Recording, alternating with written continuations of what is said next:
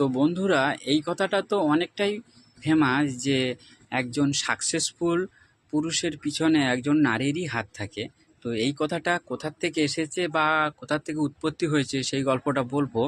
তো একজন রাজা ছিলেন, তিনি সবাইকে বলল, মানে তার প্রজাদেরকে বলল যে একটা পুকুরে প্রচুর কুমির রয়েছে, সেই পুকুরটাতে যদি কোনো ব্যক্তি সাঁতার দিয়ে এপার থেকে ওপারে যেতে পারে তাহলে তাকে 5 কোটি টাকা পুরস্কৃত করা হবে। আর যদি তার মাঝপথে মৃত্যু হয় তার বউকে 2 কোটি টাকা পুরস্কৃত করা হবে। তো এই কথাটা শোনার সঙ্গে সঙ্গে তৎক্ষণাৎ একজন ব্যক্তি পুকুরে ঝাঁপ দিয়ে পড়লো, পড়ার সঙ্গে সঙ্গে সাঁতার দিয়ে এপার থেকে ওপারে চলে গেল। যেই পৌঁছে গেছে ওপারে তখন সবাই বলছে, মানে তুই আসলি কিভাবে কিভাবে যে এতগুলো কুমিরকে চকমা দিয়ে তুই ওপার থেকে এপারে চলে আসলি, এত তোর সাহস?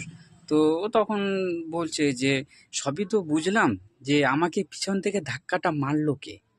না, তখন তার বউ হাত তুলে বলছে যে আমি তোমাকে ধাক্কাটা মেরেছিলাম, কারণ তুমি যদি সাঁতার দিয়ে এপার থেকে ওপারে চলে যাও তাহলে তুমি আমি দুজনেই কোটিপতি, আর যদি তোমার মাঝপথে মৃত্যু হয় তখন আমি কোটিপতি।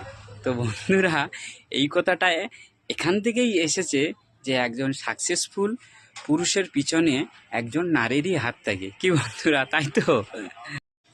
তো বন্ধুরা, এই কথাটা তো অনেকটাই ফেমাস যে একজন সাকসেসফুল পুরুষের পিছনে একজন নারীরই হাত থাকে। তো এই কথাটা কোথার থেকে এসেছে বা কোথার থেকে উৎপত্তি হয়েছে সেই গল্পটা বলবো।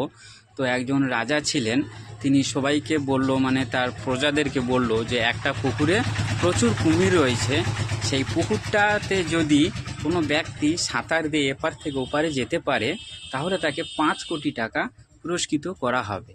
আর যদি তার মাঝপথে মৃত্যু হয় তার বউকে 2 কোটি টাকা পুরস্কৃত করা হবে।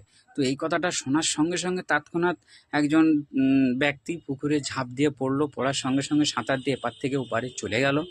যেই পৌঁছে গেছে ওপারে তখন সবাই বলছে, মানে তুই আসলি কিভাবে কিভাবে যে এতগুলো কুমিরকে চকমা দিয়ে তুই ওপার থেকে এপারে চলে আসলি, এত তোর সাহস? তো ও তখন বলছে যে সবই তো বুঝলাম, যে আমাকে পিছন থেকে ধাক্কাটা মারলো কে?